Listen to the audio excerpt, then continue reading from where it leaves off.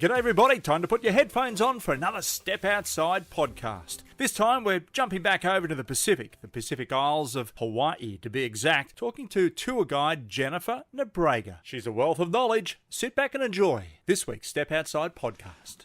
A big warm aloha to everybody out there. If you're pumping the iron, maybe you're on a commuting train to work, or maybe you're just driving around and you want to sit back and listen to another podcast. Welcome to Step Outside as we come to you from the beautiful Isle of Big Island here on Hawaii. And I'm joined tonight by a fantastic lady who has helped us over many years, pondering the trips of where we're going to head to. And of course, I'm talking about Jennifer Nobriga. Hello, Jen. How are you doing? I'm doing great. Thank you. Great. I've got to talk to you about something because you're man of the moment, of course. We are talking about the famous Sean Rotella. He has helped us onto some massive fish, and we are a fishing outdoor show. So I am going to bring him in on the spiel on this as well because, you know, he's brought us some fantastic catches, night runner charters, by the way.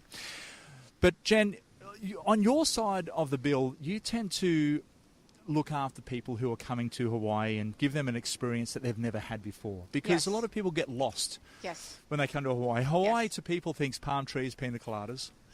I guess, you know, big fish. But at the same time, it also is escapism for a lot of people.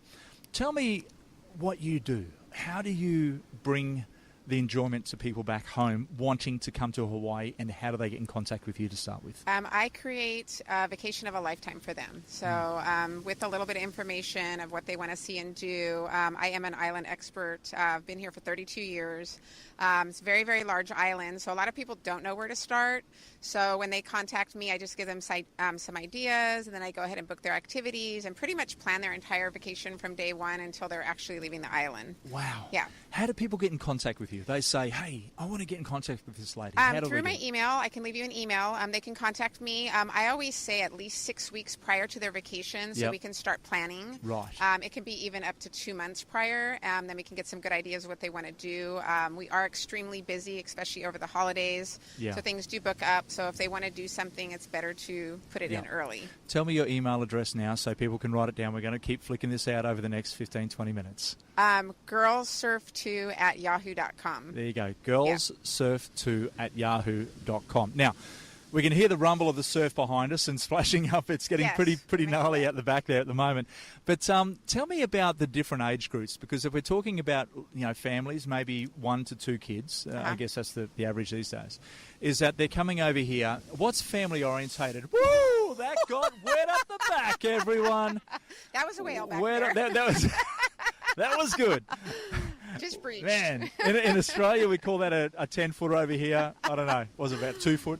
It's big. Tell me, what is it about, you know, like the families? What can they get out there and enjoy?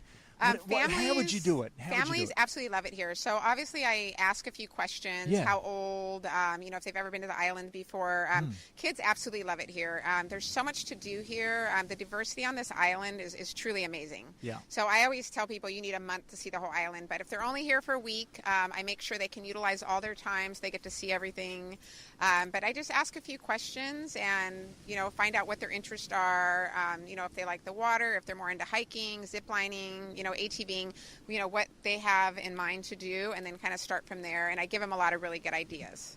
Everything seems to be like it's land and water base here, obviously, but everything's so and air. And air. And air. How do you mean air? Tell me about the air. So the best way to see the island is actually by air. Okay. So 85% of the island is undeveloped. There's only a road going around the outer perimeters of the island. So you can drive around over and over again. You're going to miss 85% of the island. So taking a helicopter around the island, which takes around 2 hours, you're going to see things, bird eye view, that you would never see any other way. Valleys, waterfalls, 2,000-foot waterfalls. 2,000, wow. Just amazing. Lava. Huge. There's a lot to see. So I know back in 2019, I think it was, when the lava came through, obviously, you know, that created a massive influx of people wanting to come and see it. Yes. There's still a lot of steam vents around, so it still is very active to today. Yes. The lava at the moment is kaput, but it changes all the time. Absolutely. So a year ago, there was 24 fissures. 2 of them were shooting up 150 feet of lava into the air. Wow. It was just a war zone. Yeah. So the helicopters were just sold out for months. It only lasted 3 months. Yep. The lava's been flowing for 30 years, so it's in and out. Right now, Pele is, taking a little nap, but she did a lot of destruction. Yeah. So she did create 800 new acres of land.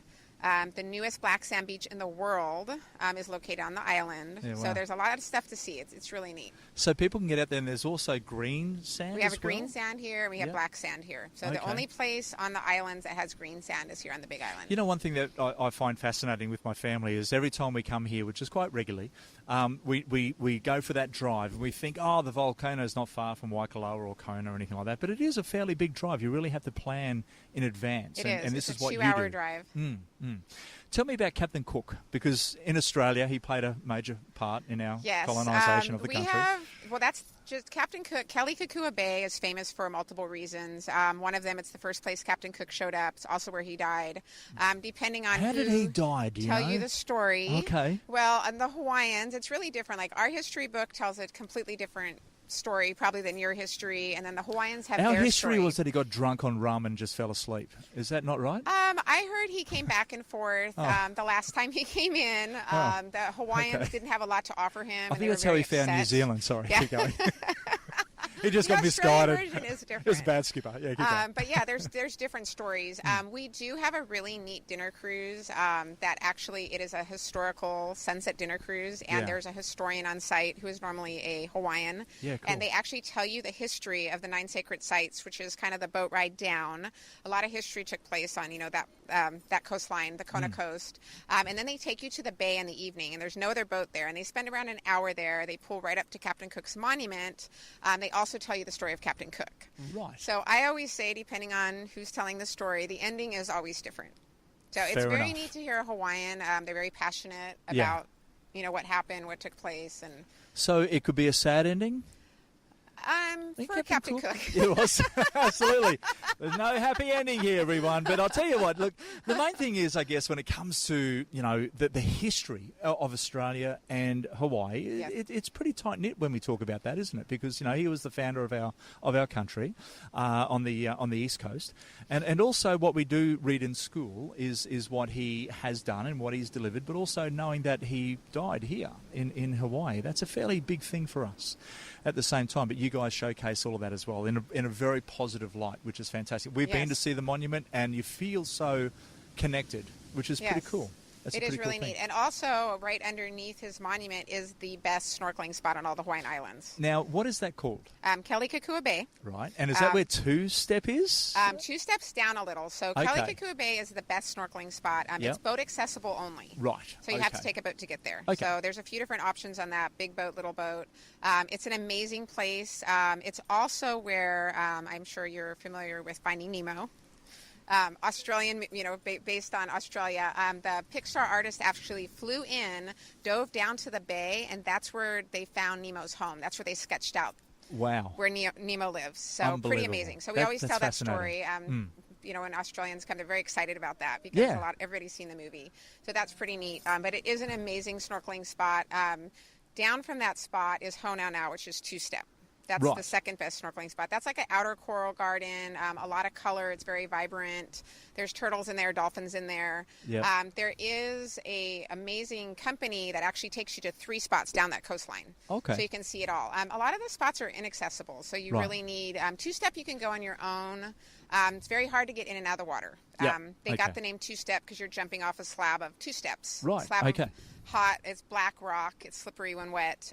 You never touch the bottom when you get in. Right. So that eliminates a lot of people. You have to be extra careful getting in and out of the water. But the tours that take you out there, you're actually going to the outer coral garden. Yep. So you're, going off the back of the boat. Yep. And just climbing up the ladder when you're done. So tell me, sea urchins is a fairly big thing. I've been stung by sea urchins, and they hurt when you're snorkeling. So you've got to be careful of not to touch the life here, so to speak, but respect it. And it's the same with the turtles, because I know with Hawaiian turtles is you don't touch them. They are super friendly. They love to come up and sort of say hello.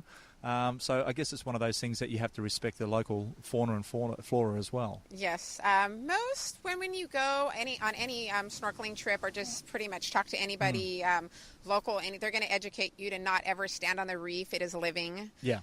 So, be extra careful with that. And as far as the turtles go, it is against the law to pet them. Right. Okay. $2,500 fine. Wow. So we always and say they enforce that, I'd imagine, too, would they? I don't know anybody that's ever, maybe one person that rode a turtle that got busted for it. But there's no riding or no touching. I don't know how well they enforce it, but it would definitely be frowned upon if somebody was and I'd imagine that the locals as well would be up in arms as well, because it's their backyard.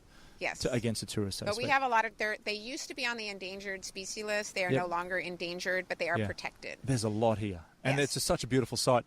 And you also do whale watching as well coming up, because our winter in Australia, which is obviously the middle of the year, June, July, August, so we see a lot of whales. But you have them around Christmas time. They're just starting to arrive. They get here on the 15th. They're a little late this year. Right. They do come to Kona to give birth, which is pretty amazing. So they hang out here for a little while.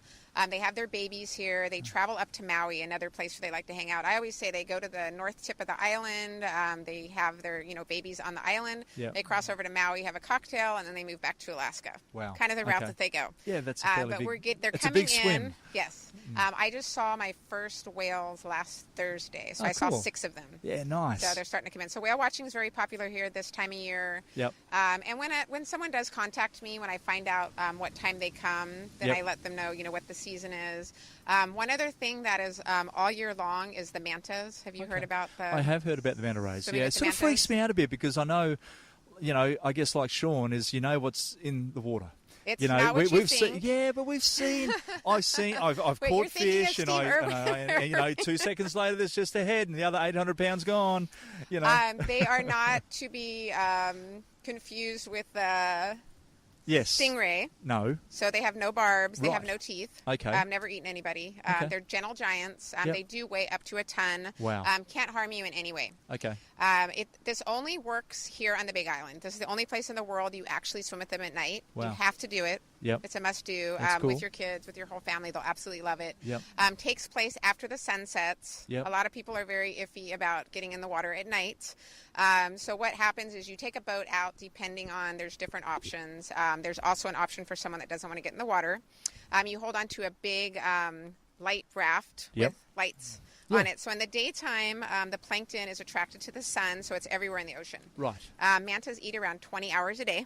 Wow. Okay. In the evening time, there's no lights, there's no plankton. So what we do is we create that light for them. Right. And you go in and you're basically holding onto this board, which is kind of like a surfboard with pipe around it. Yep. The lights are shining down. It's like day. The plankton comes in under it, and then the mantas come in. It's an eating frenzy for them. So they put on an amazing show. It's kind of like underwater ballet. They're graceful creatures. And they go in and out. They get very close to you. Yeah, they eat 20 hours a day, so they're always hungry. Yep. It's an amazing show. If people don't feel comfortable about getting in the water, we do have one company that's an actual Hawaiian canoe. Yep. And you can actually stay in the canoe. The guides are in the middle. And there's lights on the canoe. So you basically look over and the mantas come up underneath you. And if you want, you can get in the water. So it's good for maybe a person that doesn't want to get their hair wet. Sure. Still enjoy the show. And is that out of Kona? That is in Kona, and it only works in Kona. They spend their entire life around going 4 miles up the coastline. They never leave. Wow. It's pretty amazing. And they get up to a ton.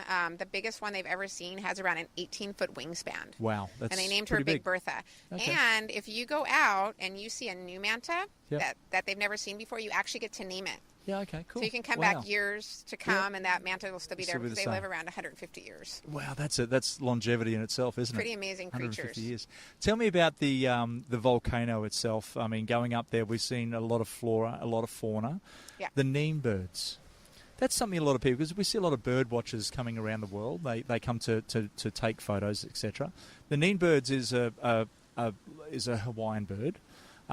Is there anything there for people who are into that sort of side of things, who want to take photographs? Bird watching, we do get a few bird watchers that come through. We actually have a company that offers a bird watching tour. They go to 2 different places. So they go to a wet forest and a dry forest, depending on what you want to see. Yep. We also have a zoo on the other side of the island that only has birds. Wow. Is that at Hilo? It's in between Volcano and Hilo. Okay. Very interesting zoo. But yeah, it only has birds. birds. They did have a lion, but she's okay. no longer with them. Right, okay. Fair but enough. yeah, so it'd be great for any bird watchers or anything like that. But we have some amazing birds here. So cool. Yeah. Hiking.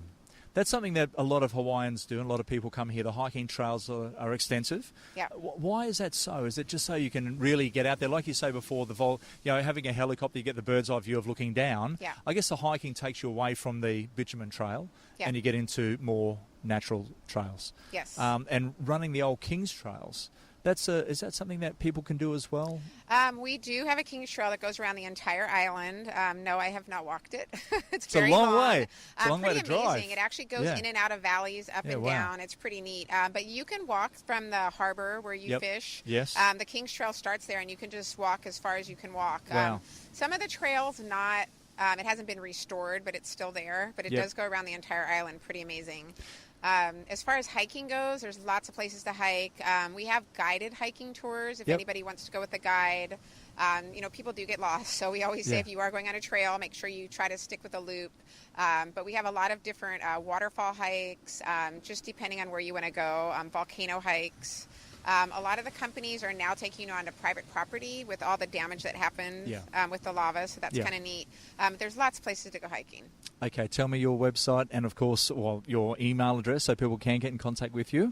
Contact me through my girlsurf2 at yahoo.com, and then I will send you information on all the activities. Is it Waipaho Valley? Waipaho Valley. Yes. So that's in a valley that has a lot of extremism to it. Yes. So we're talking about four-wheel driving, some very steep four-wheel drive paths up there if you're going to hire a car, and also big waterfalls.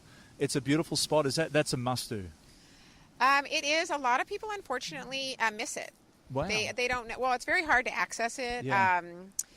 It's a very, very steep road. I don't recommend somebody walking down it. No. I think you'd make it down. It's very hard to walk up. It's very dangerous when people are trying to come up and down the road. It's really, really tight. Yeah. And there's always an incident. I always recommend to take a tour down there. The local guys will drive you down. There's multiple tours. There's ATVs. There's horseback riding in back of the valley. Yeah, cool. Unfortunately, the waterfall is on private property. Right. Okay. So it's a very sacred place. That's the Valley of Kings. A lot of stuff took place down there. A lot of battle. The entire beach is considered a grave site. So a lot of people died there. It's an amazing place. It survived 2 tsunamis. The people did not. I always say when you go down there, it's like stepping back in time 100 years. It's like old Hawaii.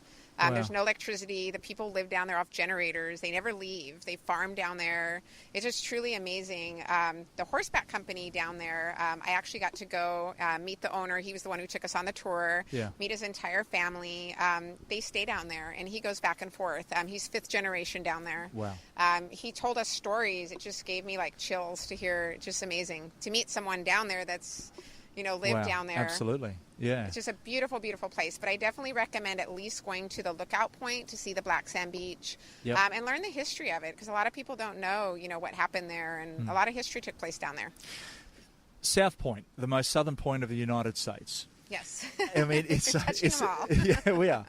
So South Point, it's an iconic spot. Yes. Locals love fishing off there. They do some pretty cool black garbage bag fishing and kite fishing and all that sort of stuff, and people can jump off there. I've seen tours go down there. Is that right? There's a fairly long way to go I don't recommend that. I always make people promise me they're not going to jump off the cliff. Fair enough. Because the people that jump off those cliffs, they're born and raised down there. It's a dangling ladder to get back up. If you can't grab the ladder and pull yourself up, you're stuck. Yeah, right. The only other way to get back is to swim through a blowhole, which is terrifying to a lot of people. I tell people to go down there and watch. It's dangerous. Yeah. Definitely don't recommend it. I always tell people, if you're going to go down there, promise me you're not going to jump off the cliff unless you're a professional cliff diver. Then I'd be like, by all means. Yep. It's 50 feet high, and there's a dangling ladder that doesn't always touch the water. So if the tide's low, you have to jump up and climb up this dangling ladder. Okay. It's terrifying to watch. To the left of that is the green sand beach. Right. Okay. Yeah. Okay. So that is heavy-duty four-wheel drive only. There's also guys down there that'll drive you in for $20, worth every penny. Yep. Okay. People come back and they say, I had some ladies go in that were in their 80s, group of 7. paid the $20 to go in, and they said the guys had them laughing, and they just had a great time. So they take you in. It's 3 miles in one direction, 3 miles in, 3 miles out. Beautiful green sand at the end. If the sun's not out, you're not going to see the experience. Sure. So basically what happened back in the day, the lava was hitting the ocean, and normally when that happens, it shoots out black sand. Right. Somehow the chemicals were all mixed up, and it shot out green emeralds. Wow. It looks like green emeralds, so it's absolutely beautiful. You can only see the full effect when the sun's out. Okay. I say people ask, do I want to hike there? I say it would be equivalent to walking in the Sahara Desert, even though I've never walked in the Sahara Desert. It's very sandy, it's hot, it's windy, not for everybody. Okay. So I always say if you really want to go down, get the ride in, worth every penny. You've got so much knowledge on the island. Like you said, you've been here for 32 years now. Yes. So, it's a fair lot of time. So obviously when you do come here, a lot of tourists don't come here for a month. I know you say, come here for a month. You need at least a month to see the island. But having everything sort of pushed into that week or 10 days or so, you are the help. You are the guide to make that happen. Yep, I can day for day. You really got to utilize your time here. If you were to drive around the island all in one day, it'd take you around 7.5 hours.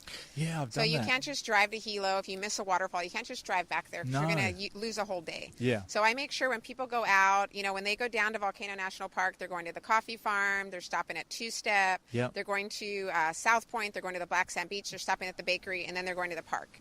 I've done it a lot. I know where to go, what to see, just making sure people utilize their time so they can get the zip line in, so they can do that all in one day and maybe do a helicopter in the same day where they're not driving back and forth 2.5 hours. It's a lot of driving. It is a lot. And we've been coming here now for 10 years and a lot of times, and we still see things that are new every time. Every time. So it's experience that you can't buy, but in fact you can. People can buy because what they want to do is they want to get in contact with you, and next time they come to Hawaii, because Hawaiian Airlines, it is the most economical way of flying out of Australia, Brisbane and Sydney. You're allowed at home 2 by 32 kilos of luggage per person. Wow. Okay, which is a lot. So if you're taking a family of 4, it's 1/4 ton you can come back with. A lot of gear, a lot of clothing, ladies. But at the same time, you're going to experience something with your family that you'll never, ever experience before when you hook up with yourself. So I've got to say thank you very much for that, Jennifer. Now tell me again, I know we've been through your contact details, but everyone wants to listen. They want to write them down. Give them to us again. girlsurf2@yahoo.com. Girlsurf2. My name's Jennifer. Yep. Girlsurf2@yahoo.com. There you go. Something you definitely want to do, everyone, when you come into Hawaii. Book a trip, hook up with Jen, hook up with Sean and go for a fish. And I'll tell you what, you will not be disappointed. And from the beautiful, beautiful foregrounds here, of course, of the Hilton Waikoloa, it's a big good night. Well, that's it for this week's Step Outside podcast. And when international travel resumes, make sure you look up Jennifer Nobriga on the Big Island. Mahalo. See you next week.